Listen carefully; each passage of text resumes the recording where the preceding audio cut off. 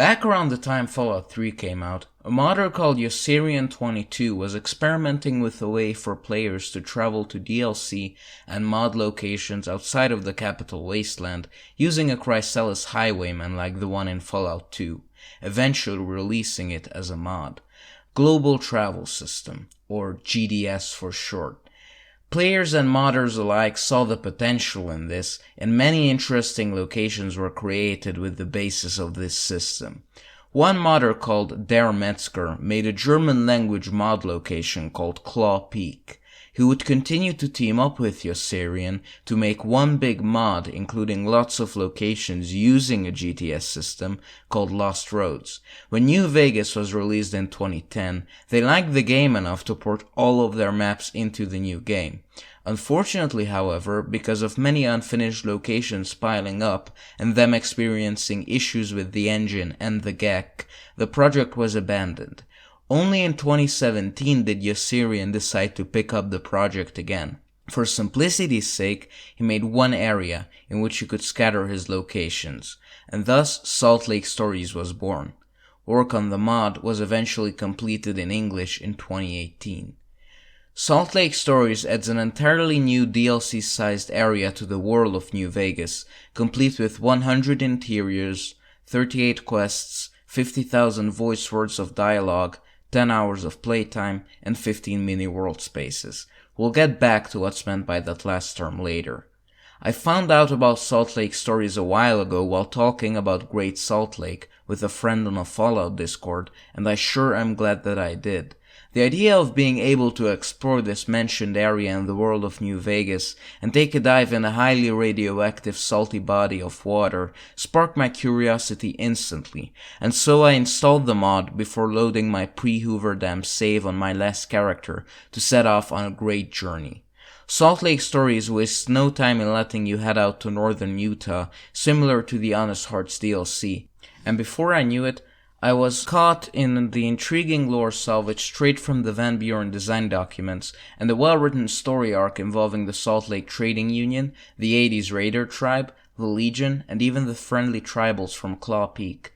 Allow me to introduce you to the world built around Great Salt Lake, separate and analyze different aspects of the mod, and hopefully by the end of this video, you'll be excited to install it yourself and explore all I'll talk about. Welcome to Salt Lake Stories.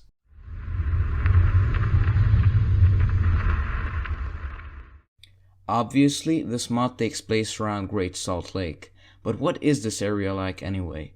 Salt Lake Stories features a diverse set of locations for you to explore, each with their own theme, people, flora, and fauna.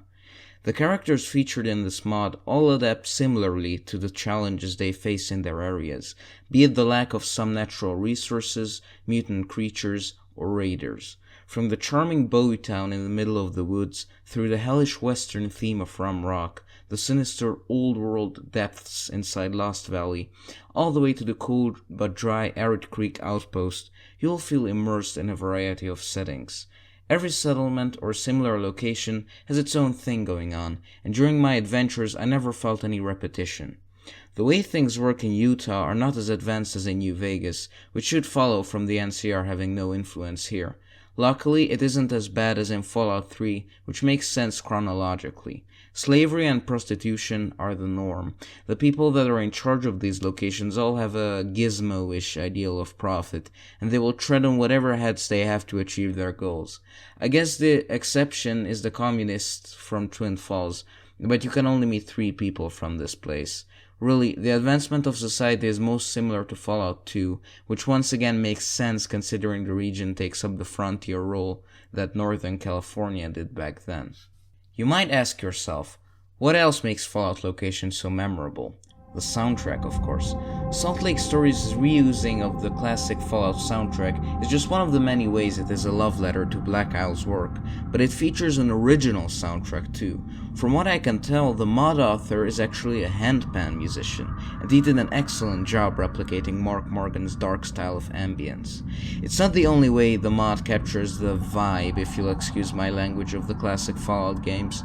Fallout 2 features a bit of a less bleak atmosphere than its predecessor, similar to Bowie Town, though Claw Peak is a great interpretation of the tribal aesthetic of Arroyo, with the Umbra tribe, and Fallout Tactics showed us some icy regions, kind of like this valley here.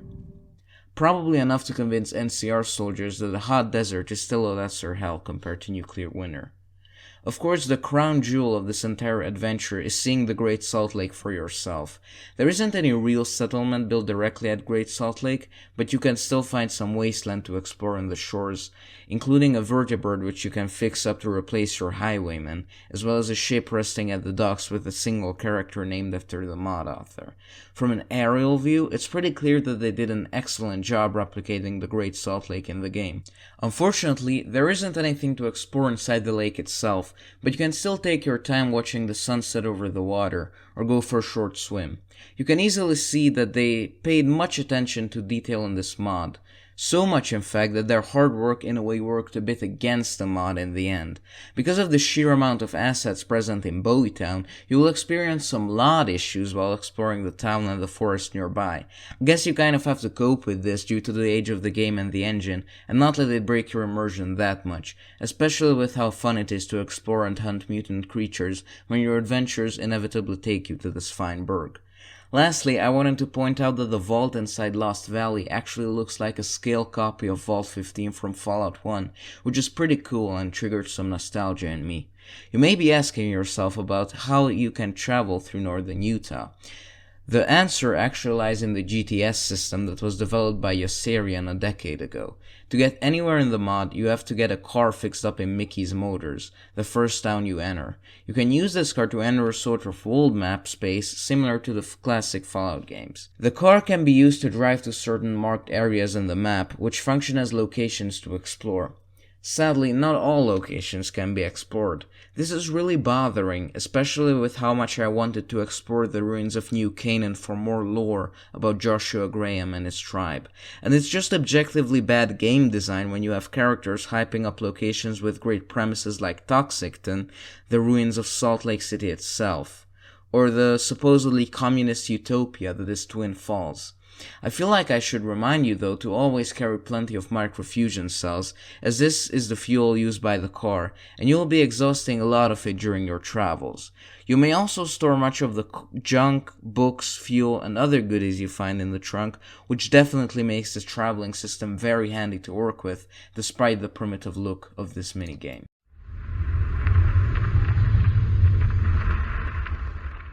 Unlike the official DLCs, Salt Lake Stories doesn't have a main storyline from which the rest of the quests branch off, besides of course the Salt Lake Trading Union arc. In this questline, you will first have to help the company with simple courier work, delivering packages between Arid Creek and Mickey's Motors. In time, however, you realize the all-too-real threat of Legion influence in Utah following the destruction of New Canaan. I won't spoil much of the story, but suffice to say that you'll go to great lengths to ensure lasting peace and opposing Legion control. I find, however, that the story is a bit more immersive if you have already beaten Honest Hearts, as this means that you have essentially dealt with the problem of the Whitelegs, and the lack of their presence in the mod won't bother you. That said, you will be harming the Legion's interests throughout your playthrough, and as far as I know, there is no Legion route to follow, so this mod may not be the best for you if you side with the Legion on every character. The path of the courier in Salt Lake Stories is designed in a way that the quests you complete will lead you to new settlements, letting you freely wander around until you've done everything you can to progress in your undertaken quests, while undertaking new ones. For example, in the beginning of the game, you'll get a quest to find a girlfriend for this ghoul in Mickey's Motors called Kenny. Later, you'll be progressing through what resembles a main quest for the Salt Lake Trading Union, leading you to Rum Rock, the hideout of the 80s Raider gang. But while exploring Rum Rock, you will come across a female ghoul doctor, who you realize could be useful in Mickey's Motors due to the lack of a doctor there, caused by the very same questline, and Kenny's desire to get some bitches. Every quest can be completed through both violence and through diplomacy, or otherwise stealth, exactly the way Fallout quests were all intended to be written back in the Interplay days. Another way Salt Lake Stories deviates from the quests in the actual game is the lack of quest markers. Active quests will show up in your Pip-Boy, and quest stages will act as descriptions of tasks you must complete and information you have learned, but it's up to you to find the way to complete each quest, which in my opinion is more fun than following quest markers. The lack of hand-holding makes the experience feel more immersive, and it encourages you to thoroughly explore each location for clues on completing quests you've undertaken. The one thing they should have been mindful of is making sure you can actually find where to go next. It's not very helpful when there is hidden, unmarked stuff around the map that you have to find to progress with no indication that it's there. Thankfully, however, if you are uncertain how to proceed and you feel stuck, you can check out one of the walkthroughs on YouTube from the mod's Nexus page. Another issue I have is the fetch quests. This is a very lazy way to fill up game time, though Fallout as a whole isn't really devoid of this problem, so it wasn't the mod author's stupid idea. Possibly the worst example of this is found in Claw Peak, where this character promises to give you a hint regarding the main quest of the location, for which he needs what he calls a Zappa Zappa.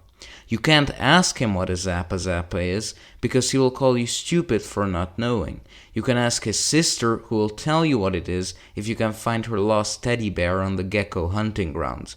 Only if you do this will you realize that the Zappa Zappa is a Zippo ladder, which if you don't have, you still need to find. Having to kill enemies in caves for mediocre rewards also gets pretty tiring after a while, even if the caves are kinda cool in a way.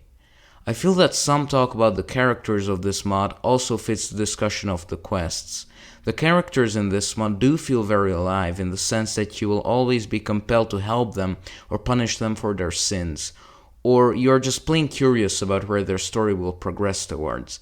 And while some of them are one-dimensional, others are more fleshed out, providing intricate lore on themselves and others, and willing to accept the courier's agreements in conflict. Or, get kidnapped and be implanted with a brain chip that lets them be controlled by Chinese communist ghouls. These characters will have their own goals and desires, some more philosophical than the other, or some of them are just plain cool. I can easily say my favorite character was Uncle Sam in Mickey's Motors, just for being a badass ghoul with an awesome outfit and a smoking pipe, willing to guide you to progressing in Mickey's Motors and subsequently the entire mod's questline, and explaining lore that was originally going to be featured in Van Buren. But how can I forget about Old Man Carter? The way his lines are written and delivered are absolutely magical, even if at times I did feel an urge to shoot a .50 caliber through his face.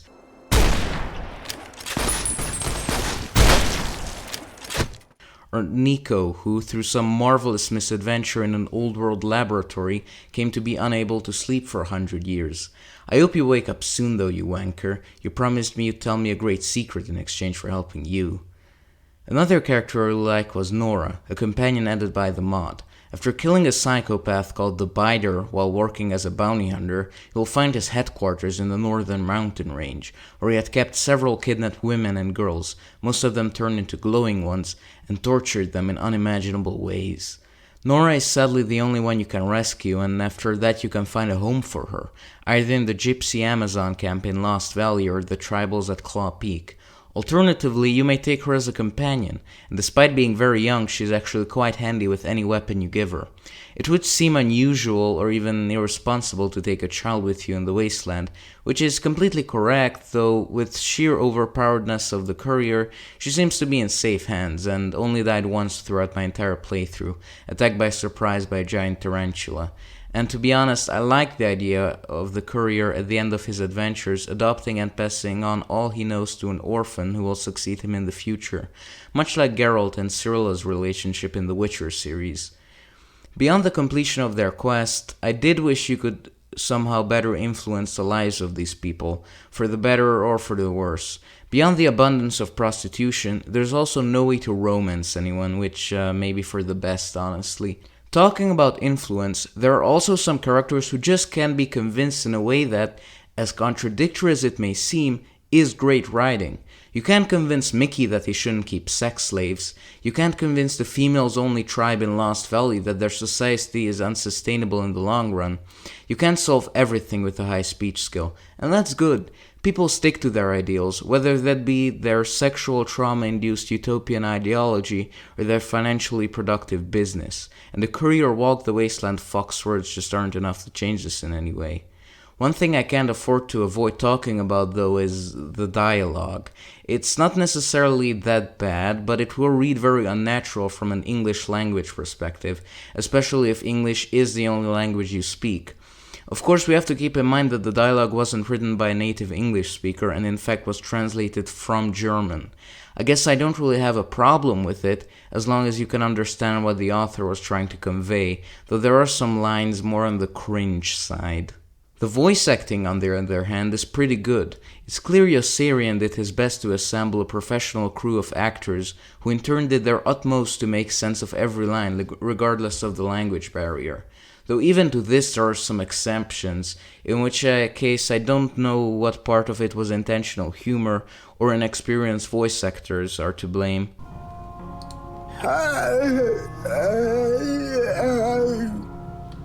Alright, that was Johnny. Now, let's talk to this.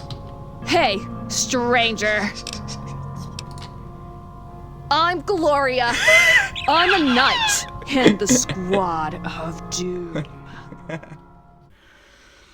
Seriously, and you thought New Vegas was shitty for recycling voice actors?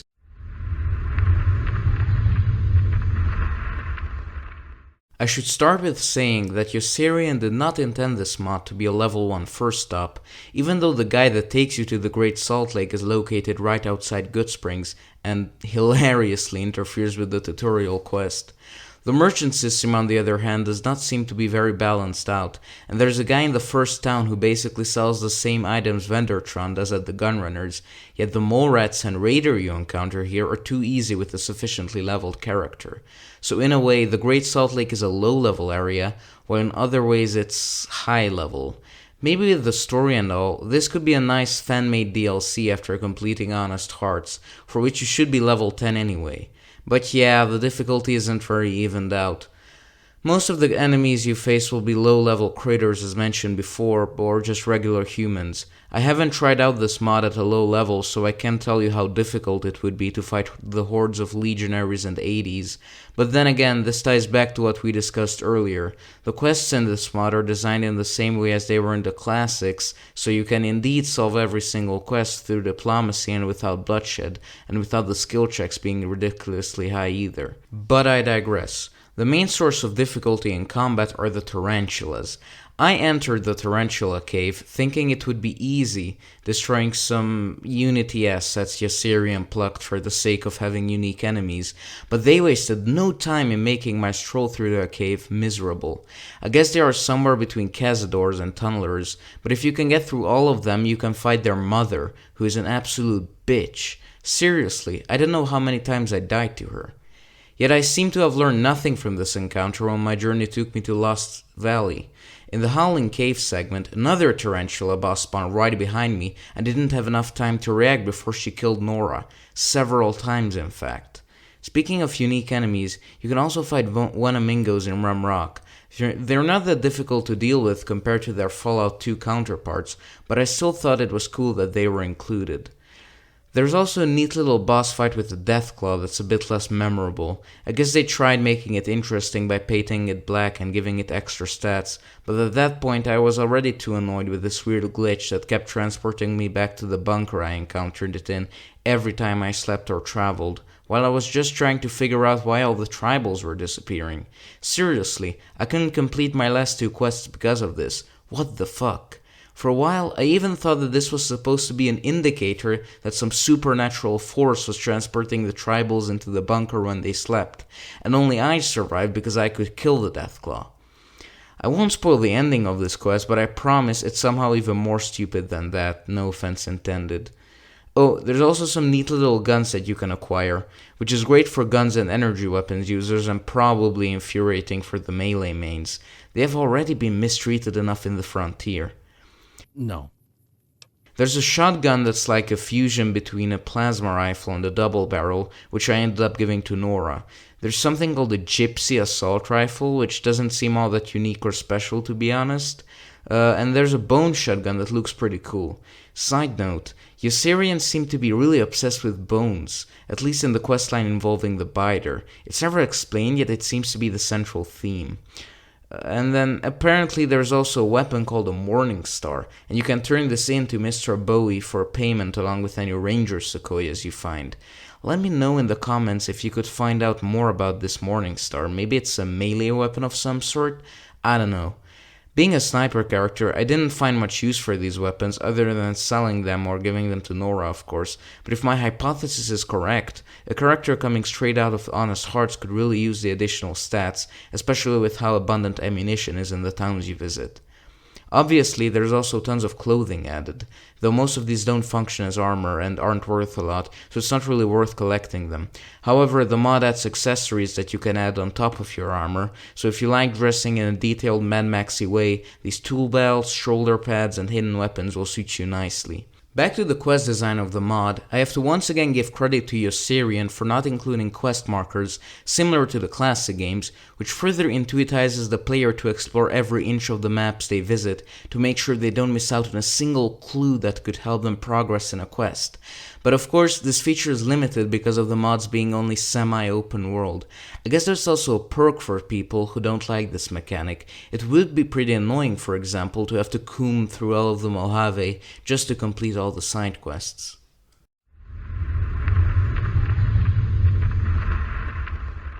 Overall, with all its shortcomings, Yossarian gave us an excellent mod with a cool and organic atmosphere, beautiful locations, interesting characters, and lots of things to find. It's the quality of a good DLC and an exceptional mod. After playing it, I wouldn't have trouble considering it canon, and suffice to say I would love more content. Maybe one day Yossarian will add an update to the mod and let us see Toxicton, New Canaan, or Twin Falls. But even if that day doesn't come, we'll have this beauty of a mod to enjoy. I rate this mod an 8 out of 10, with the minus points for some missed potential and a couple of goofs we talked about.